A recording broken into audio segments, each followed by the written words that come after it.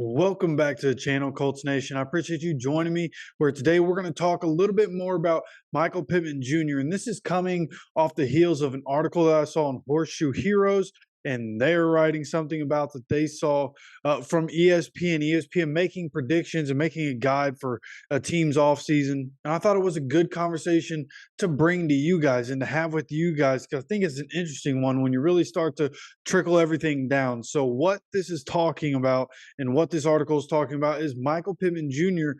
and whether or not the Colts are going to pay him or not. And the prediction from ESPN, specifically Aaron Schatz, is that the Colts will not end up re-signing Michael Pittman Jr., okay? And instead, they end up re-signing Grover Stewart and Kenny Moore. And throughout this offseason, we've talked a lot about how the defense has to improve, and a lot of people, whether it's on Twitter or on here in the comment section or something that I've talked about, the defense has to improve in some form or fashion. I think it's more coaching than it is anything else. Honestly, I think the personnel, obviously could be better. You're not going to have, all-stars at every single position. But I think for the most part, the Colts have guys at every level of the defense that are good. I think the coaching could be better, but if you want to make the personnel better, that will make the defense better, right? And I think we've talked about on this channel about how I think maybe the addition that defense really needs is that consistent edge rusher that can consistently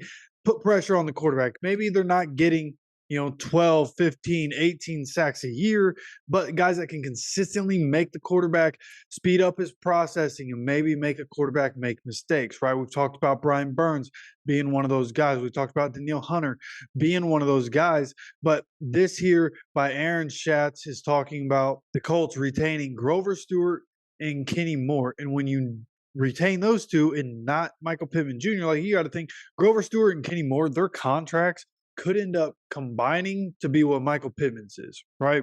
Like, the receivers are making a lot of money. Michael Pittman Jr. is going to make a lot of money. No matter who pays him, he's about to get the bag, 23 to 25 million, maybe more, right? He's going to get the bag.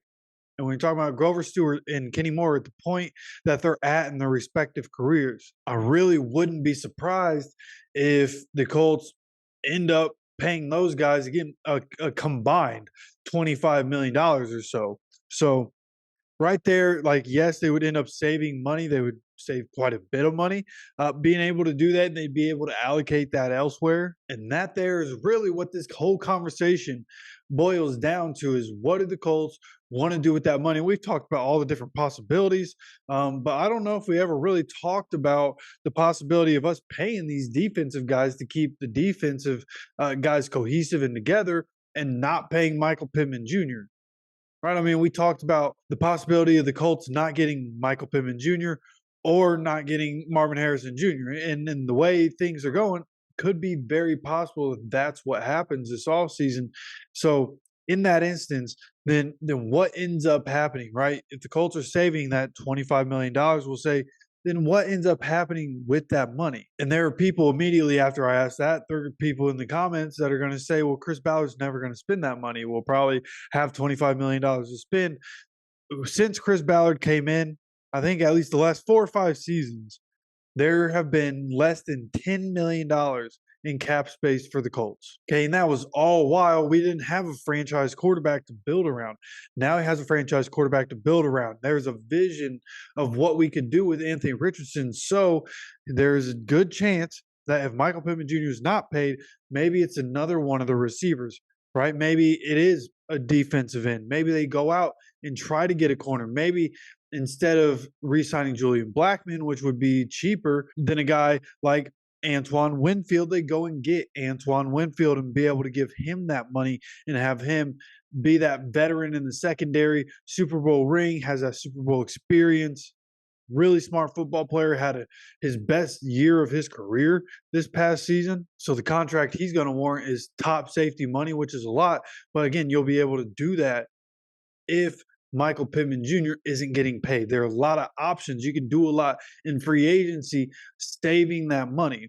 Okay, then you take, what are you going to do in free agency?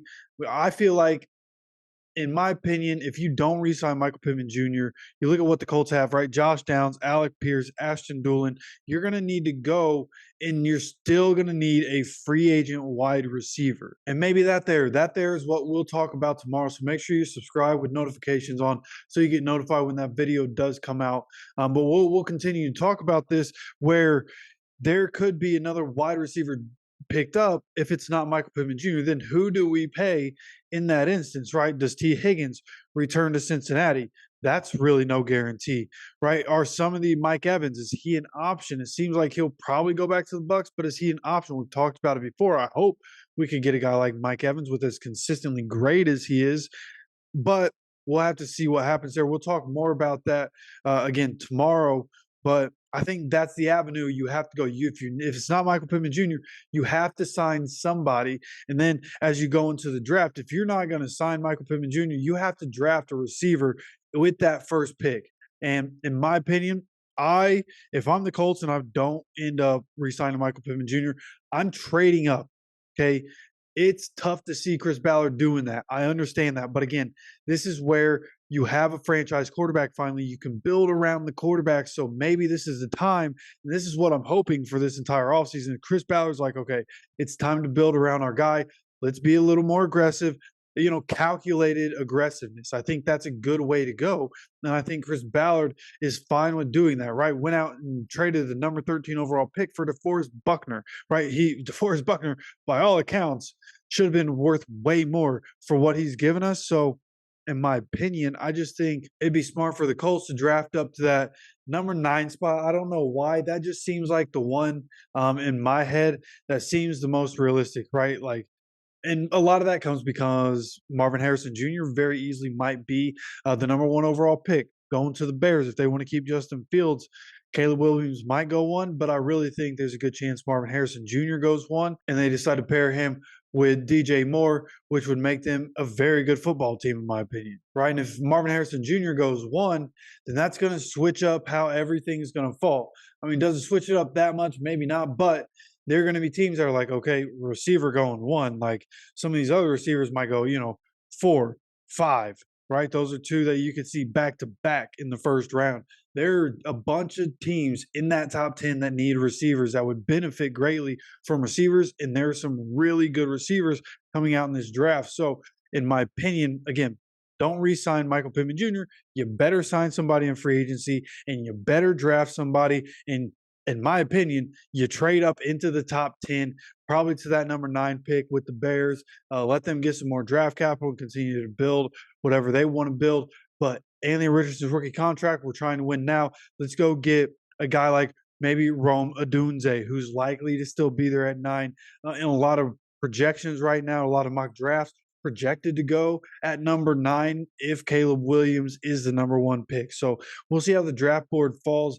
But this is just how I think things should go. I thought, again, this was a good conversation to bring up because I really want to know what everybody else thinks about this. If Grover Stewart and Kenny Moore are the guys that come back, if you're Chris Ballard, what's your likely action? What are you doing in free agency? What are you doing in the trade market? What are you doing in the draft? You let me know your approach down in the comment section. Let's talk about it. Okay, and of course, I appreciate you stopping by for another video. And as always, take care of yourself, take care of each other, and go Colts.